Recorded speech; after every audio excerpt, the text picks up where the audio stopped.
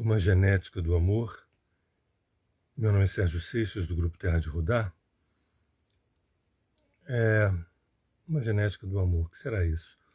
Eu mais uma vez vou trazer a astrologia, né, e a arqueoastrologia para dialogar um pouco com esse tema, uma genética do amor. Por detrás de um desejo, né, o que é a construção de um desejo, a arquitetura de um desejo, a anatomia de um desejo, a fisiologia de um desejo, né? Um desejo sensual, um desejo sexual, um desejo amoroso, um desejo de companhia, uma paixão intensa, uma forte atração inexplicável.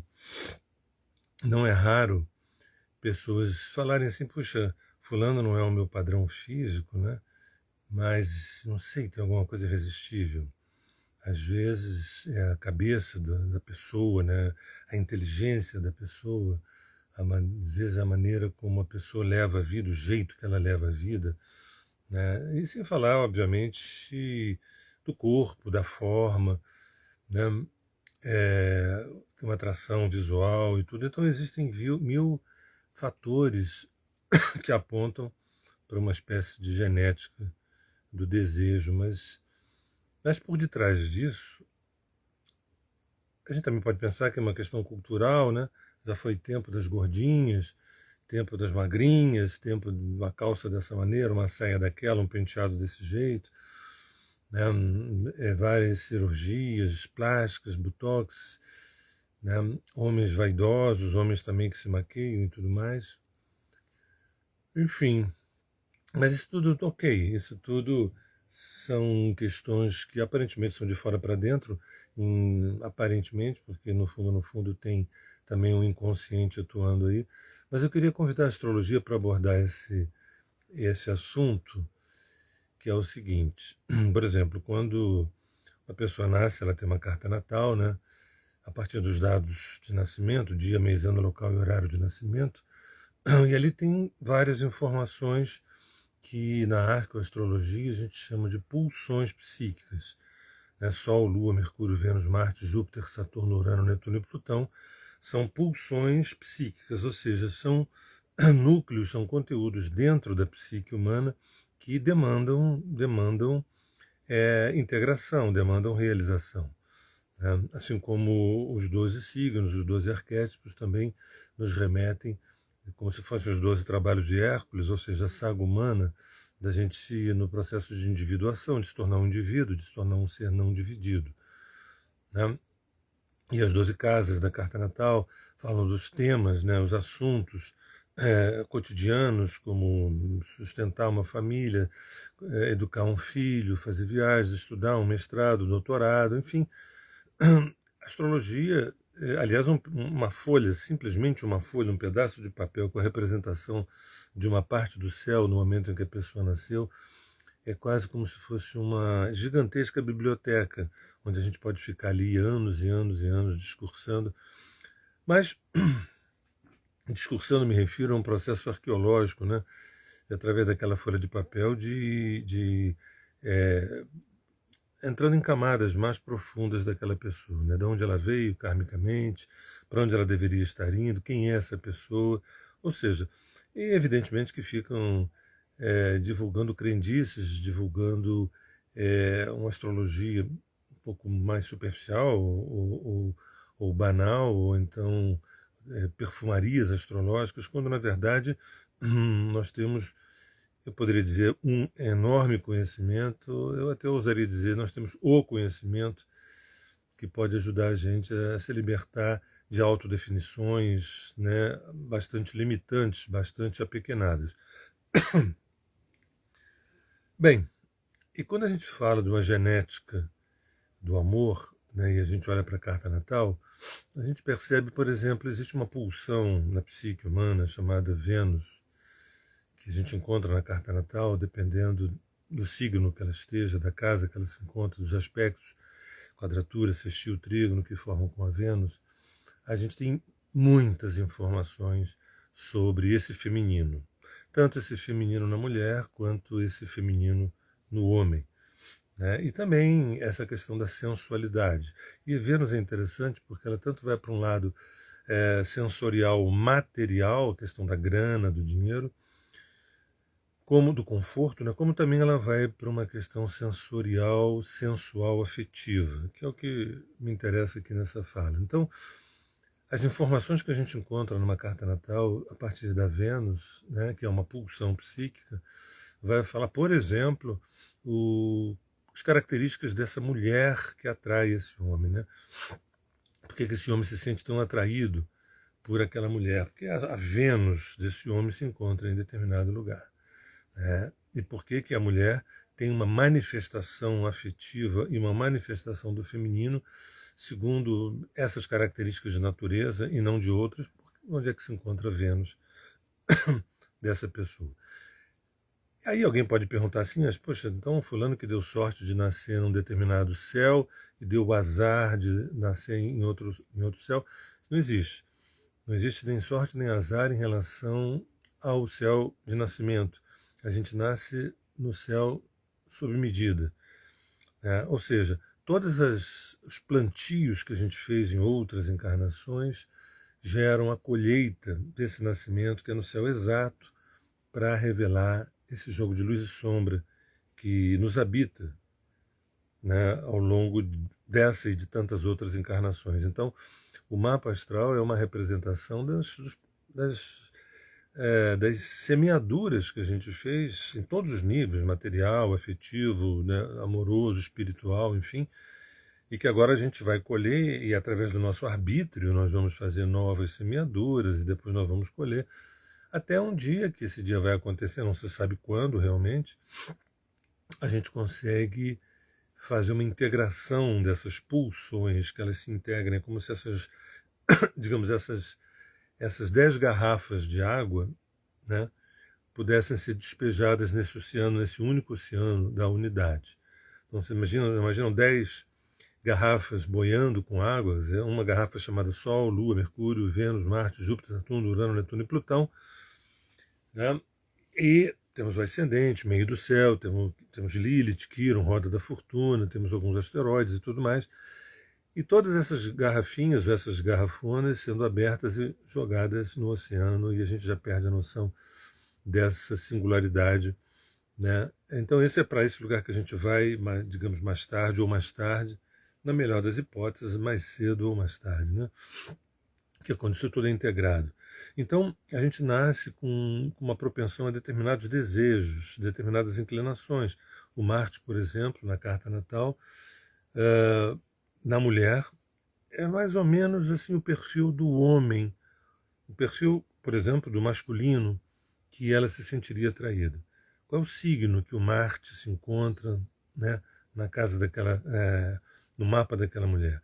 Em que casa? Quais são os aspectos? São muitas quadraturas, muitos trígonos, conjunções.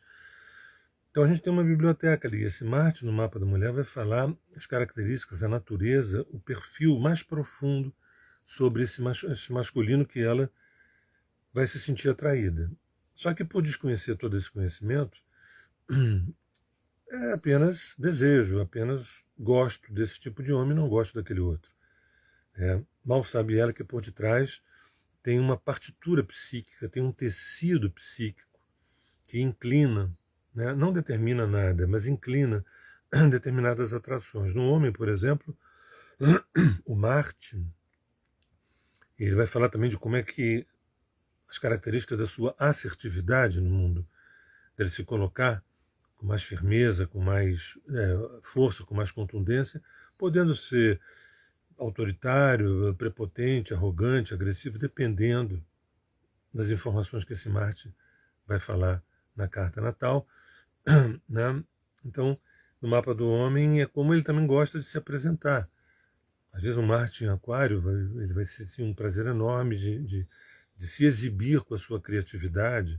Um Marte em Leão, um poder, um desejo enorme de se exibir com a sua magnitude, com a sua expansão, com a sua generosidade, com a sua capacidade de solar, né? Porque, digamos, o Marte em Leão é regido pelo Sol.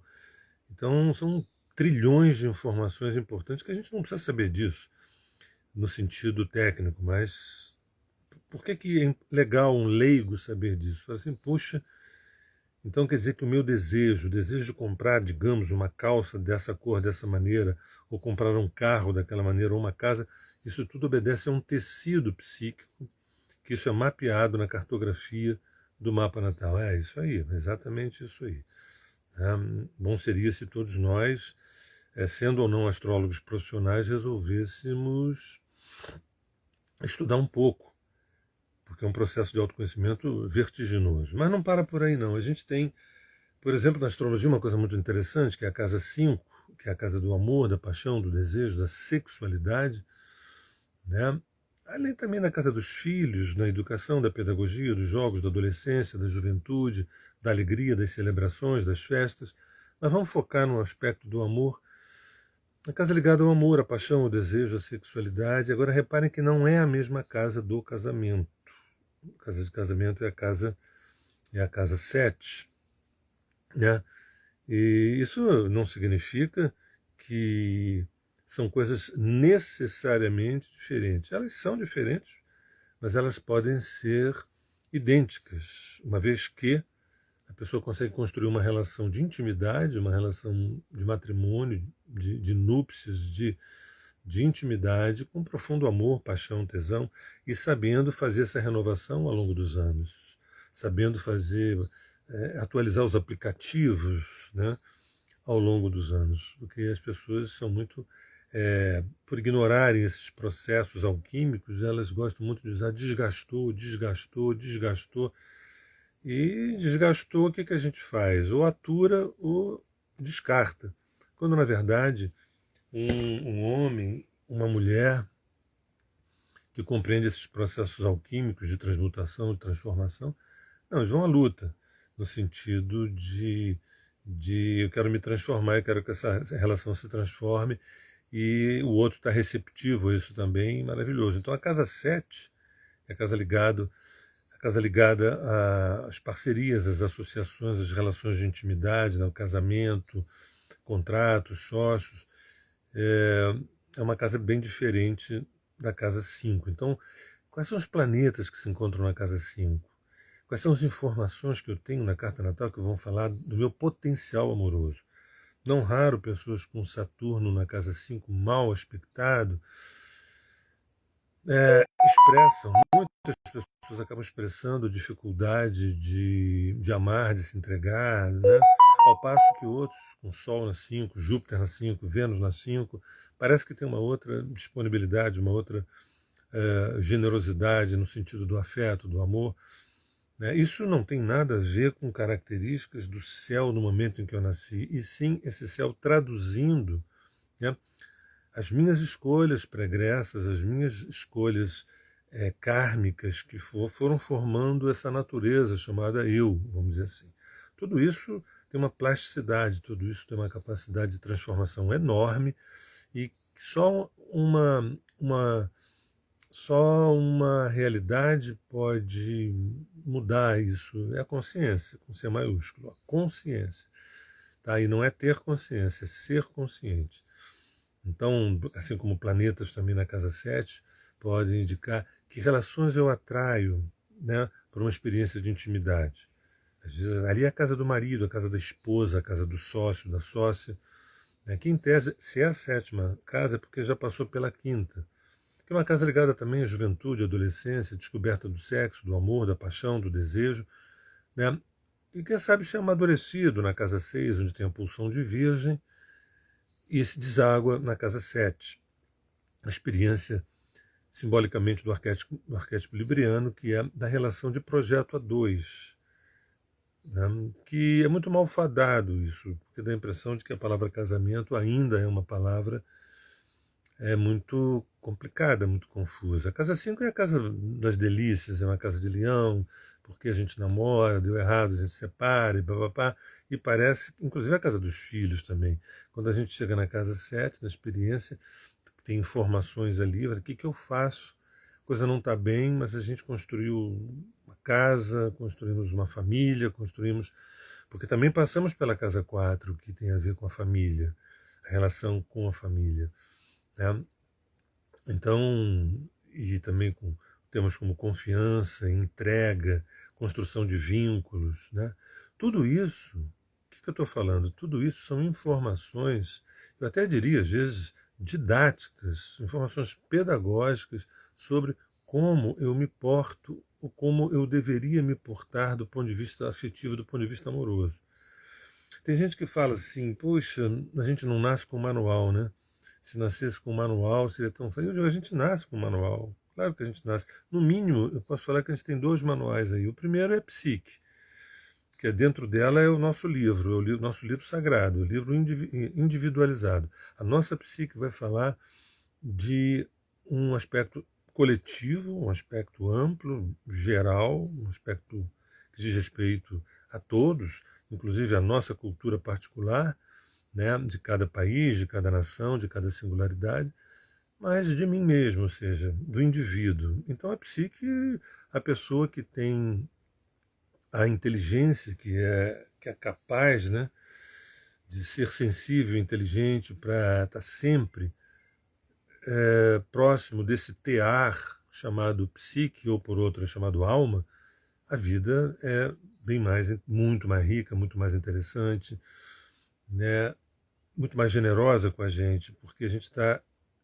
diretamente ligado a esse laboratório alquímico chamado psique. Mas a gente tem uma outra informação que é a carta natal. Porque esses 10 planetas, os 12 signos, as 12 casas e esses aspectos todos, esses ângulos entre os planetas, é um manual. Manual. Puxa, imagina a mulher vira e fala assim, acho que eu tenho o dedo podre, porque o primeiro namorado eu fiz assim, foi um desastre, minha primeira transa foi um desastre. Por exemplo, isso é um exemplo, né? E aí namorei depois não sei quantos anos, depois não deu certo, não sei o quê. Agora estou chegando numa certa faixa etária e eu quero engravidar, mas até agora não encontrei alguém que pudesse ser o meu homem ou então o pai dos meus filhos. Isso vale para os homens também. Embora as mulheres tenham uma demanda diferenciada, né, uma sensibilidade, uma demanda diferenciada em relação ao tema do afeto, do vínculo. Isso é indiscutível. E aí, imagina, sabe aquela frase, espelho, espelho meu, haverá alguém mais bonito, há alguém mais bonito do que eu? Você olha para o mapa natal e pergunta assim, carta natal, mapa astral meu. Me diga, onde está o meu encontro amoroso?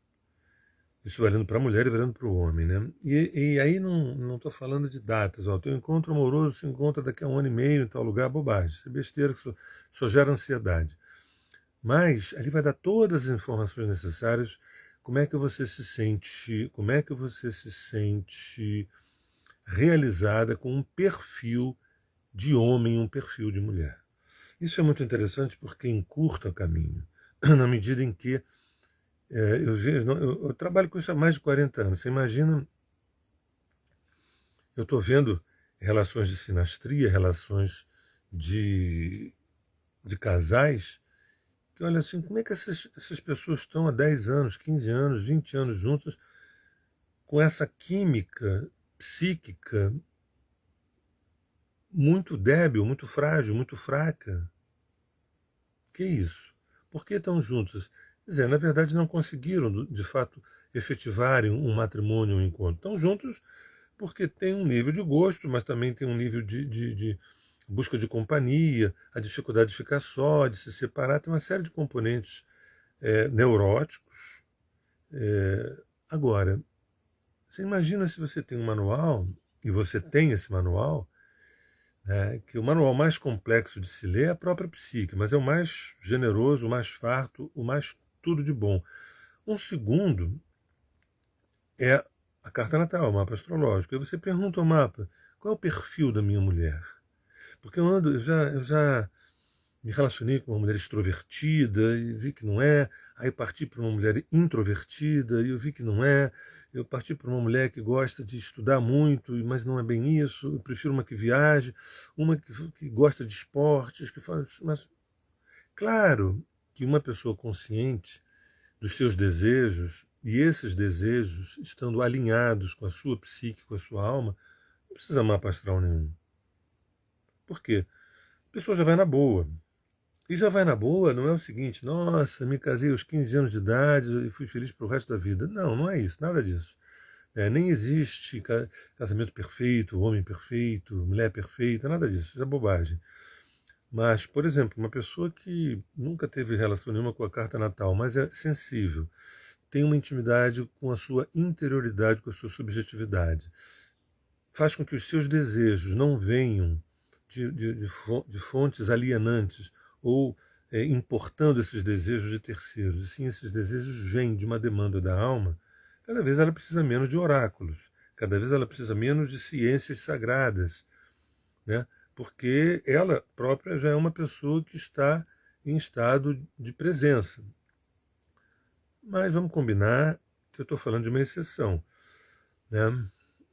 A regra é a carência me movendo e eu me jogando nessa direção, dando errado, me jogando noutra direção, dando errado, me jogando noutra direção. Existem alguns parâmetros, né? Fulano é bonito, fulano tem um corpo legal, fulano está ganhando bem, fulano ou fulana, né? É independente, né? Fulano está muito preso à mãe, ao pai, né? Tem vários parâmetros. Eu gostei de Cicrano porque é um cara bonito, tem uma boa formação, um cara gentil, blá, blá, blá, vai. É o que a gente tem. Isso é bom, né? Mas existe o bom e existe o melhor. Porque às vezes a gente compra gato por lebre, e não existe Procon para dar jeito disso.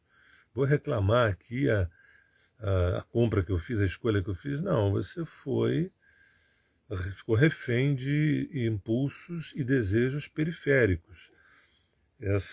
Esse corpo é bonito, esse rosto é bonito, esses títulos acadêmicos que tirou é bonito, o salário dessa pessoa é legal, por que não? Mas não percebe que essa pessoa, com tudo isso, né?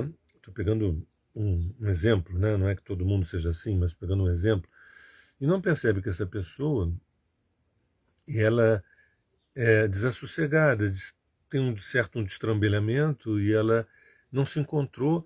E aquele bom emprego, com bom salário, ela não gosta, aquele corpo lindo, muita malhação em cima, que na verdade também ele não gosta, ou ela não gosta, e percebe que tudo isso foi feito para atrair alguém. Eu estou me preparando aqui para poder atrair alguém e não ficar só, porque o tempo passa e vai acabar ficando sozinho, entendeu? E aonde eu quero chegar com isso, né, eu vou reiterar que a carta natal, a posição do Marte, né, a questão da sexualidade, né, muita gente me pergunta, curiosamente, né, como é que você vê aí o meu desejo sexual? Né? Então tem um mapa inteiro, mas o Marte é um ponto focal. Assim como Vênus, a questão do afeto, assim como a Lua, a questão dos vínculos, né, da construção de vínculos, do desejo de ter uma descendência, ou seja, o tema da maternidade, o tema da paternidade, o tema de gerar uma vida, né, a construção de uma casa, de um lar. Né? Em Mercúrio você vai ter também o quão importante é o intelecto, a conversa, os assuntos, a cultura em relação ao outro. Né? Júpiter vai nos falar também se essa pessoa tem interesses maiores de crescimento na vida, ou aquele salário está bom, vamos esperar a aposentadoria, entendeu? Se é uma pessoa acomodada. Então, qual é o perfil de masculino que eu preciso atrair? Né? Ou, por outra, qual é o perfil de masculino que eu quero focar o meu olhar? Porque quando a carência ela assume o comando, é um Deus nos acuda. O que cai na rede é peixe. Não quero ficar sozinho, o tempo está passando, isso vale para o homem e vale muito também para a mulher. E o que eu estou tentando colocar esse tempo todo é que esse manual, chamado Mapa Astral, um manual que vem de fábrica, né, no sentido, vem de fábrica porque você já pode, na infância, fazer uma cartografia de interesses profissionais que estão dentro daquela criancinha, dentro daquele ser, né? Interesses afetivos, né? A pauta de encontros matrimoniais, não o que vai acontecer, não isso, mas o que deveria acontecer. Um exemplo bobo, se você vê no mapa de uma pessoa uma qualidade do elemento água muito interessante, e tudo indica que ele seria um artista, e a família é de engenheiros, é de matemáticos, e aí querem que ele dê prosseguimento ao escritório de engenharia do avô, do pai, não sei o quê, com essas águas maravilhosas relacionadas à arte, à música, ao audiovisual, vai dar errado, vai dar errado. Né? Assim como você pega, digamos, uma mulher que tem uma predominância do elemento terra e que pode ser seca, ela pode ser seca, pragmática, pode ter um aspecto desértico, afetivamente falando, mas enfim, mas não necessariamente. Tá, mas vamos dizer que uma mulher que tem uma predominantemente terra e que a segurança é muito fundamental, estabilidade é muito fundamental. E isso envolve com homens que têm um nível de aventura na vida muito forte, alto risco. E parece que isso atrai, porque é algo que falta nessa mulher, mas até a terceira página, porque a partir da quarta página é enlouquecedor, eu não dou conta. O que não significa que são semelhantes que precisam se atrair. Então, se essa mulher tem muita terra, tem que se casar com alguém de muita terra. Não. Mas esse homem, no exemplo que eu estou citando, esse homem ele tem que passar alguma confiança, alguma estabilidade, alguma segurança, alguma base, algum chão. Algum chão. Mas isso não é tudo, porque no exemplo que eu estou dando, no caso dessa mulher com a predominância do elemento terra, vai querer também um pouco de loucura, um pouco de atrevimento, um pouco de ousadia, um pouco de romantismo. Isso é uma alquimia, isso não é nenhuma questão intelectual de botar na lista e começar a ticar. Vou botar na lista e vou começar a ticar as coisas que não. Quando você olha para o mapa, vê as posições de casa 5 e 7, a casa 1, que é o próprio corpo, né?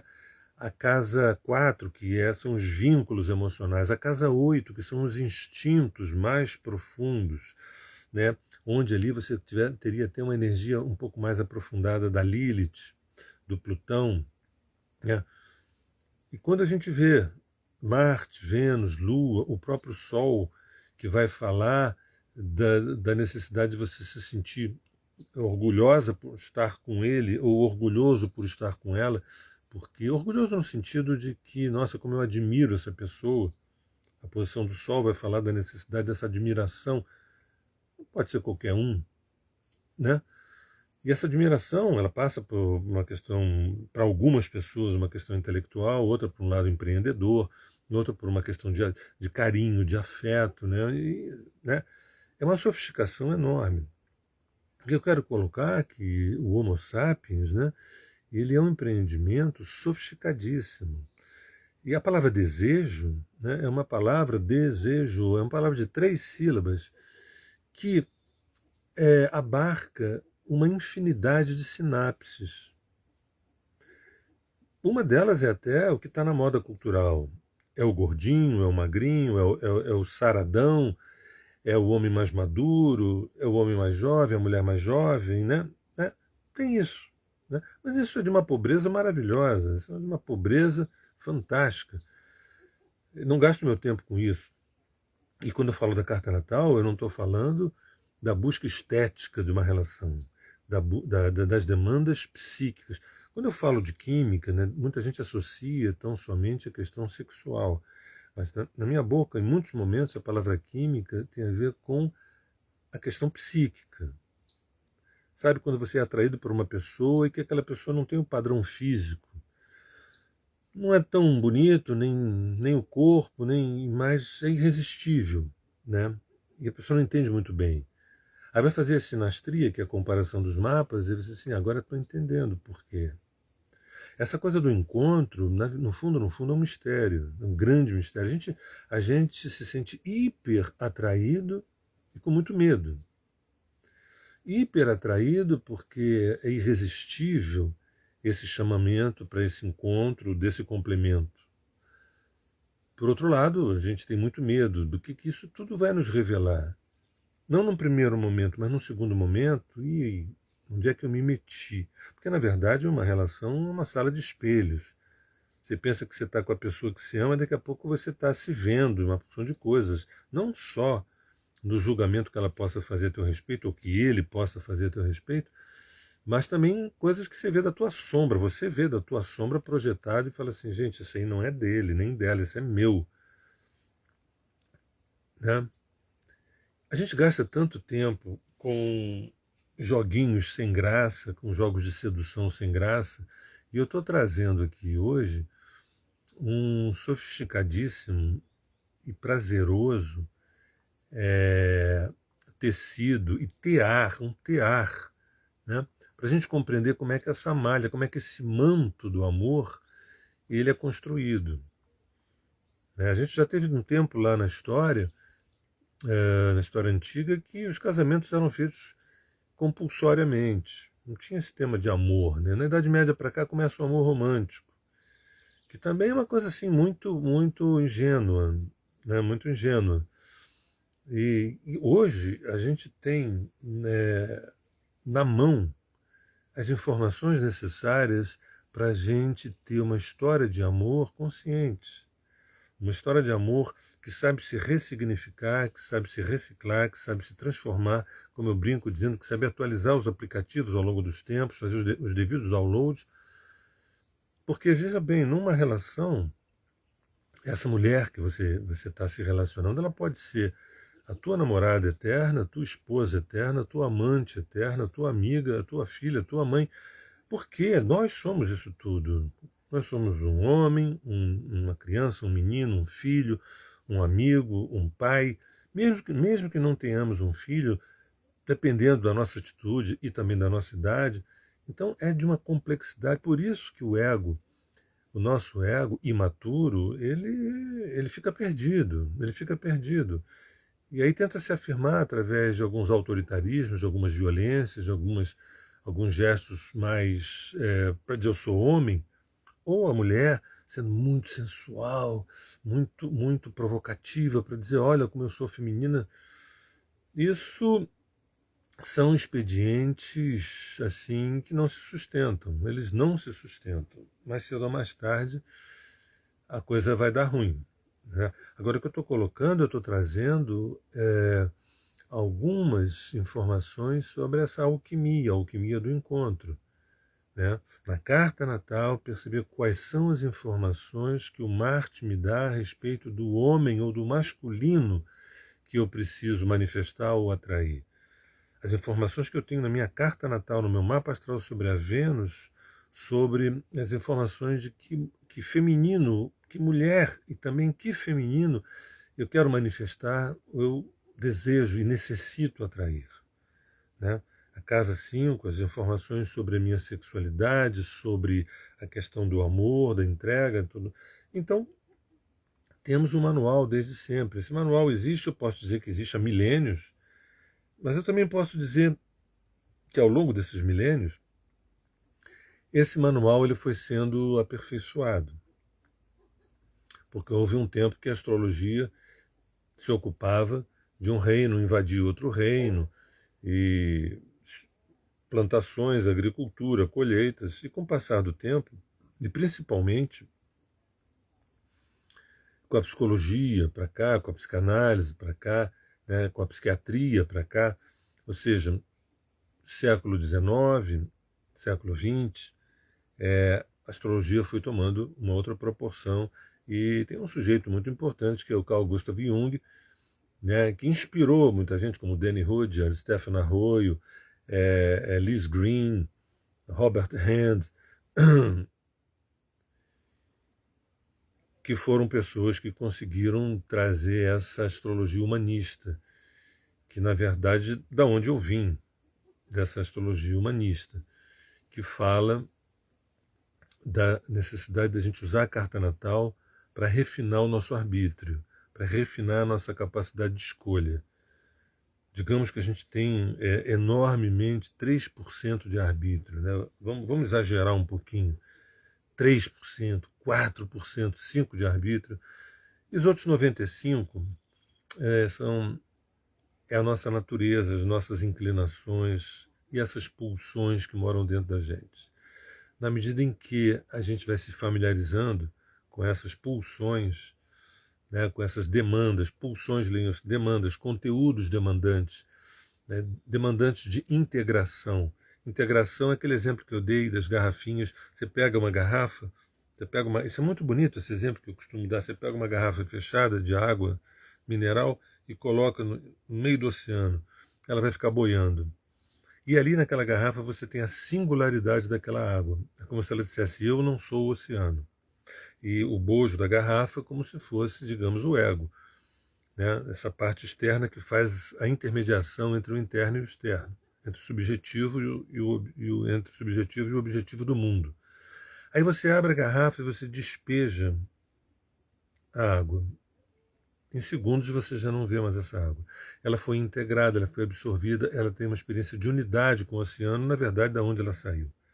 Toda a água nasce dessa nascente, né? E vai na direção do oceano.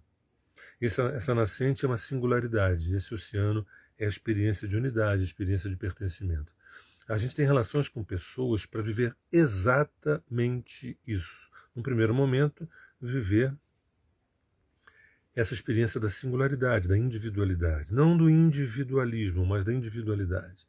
E num segundo momento, essa individualidade caminhando aos poucos por um processo aperfeiçoado de individuação, que é cada vez eu me tornar um ser menos dividido. Isso significa eu cada vez estar mais próximo do amor universal, que é esse oceano, né? Então eu comecei amando o outro para aprender a me amar, para depois voltar a amar o outro e depois ampliar e amar os outros e depois amar o todo para eu ser propriamente esse amor.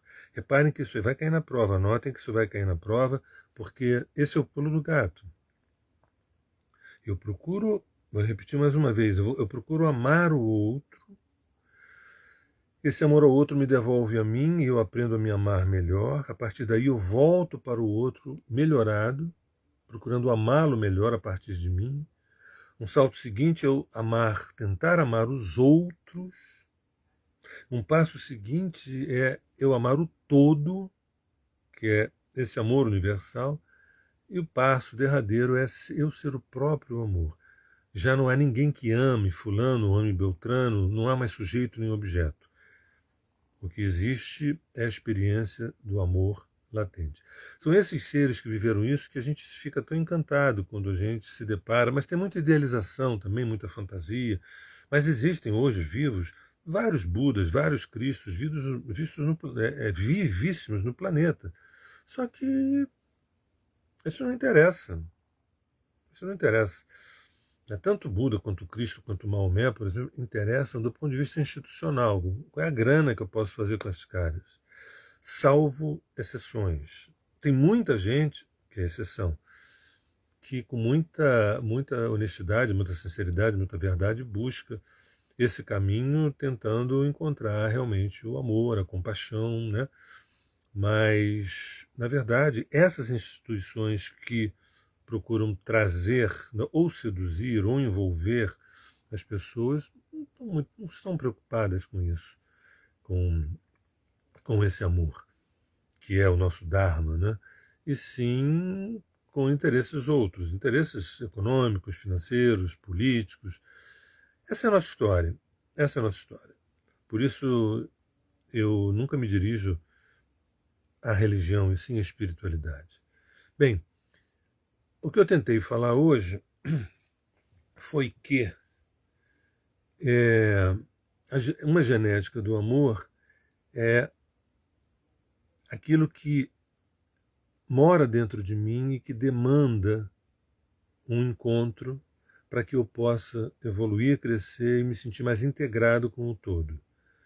E que os desejos que eu tenho, existe por trás dele todo um tecido, toda uma partitura, todo um roteiro que eu posso descobrir de duas maneiras.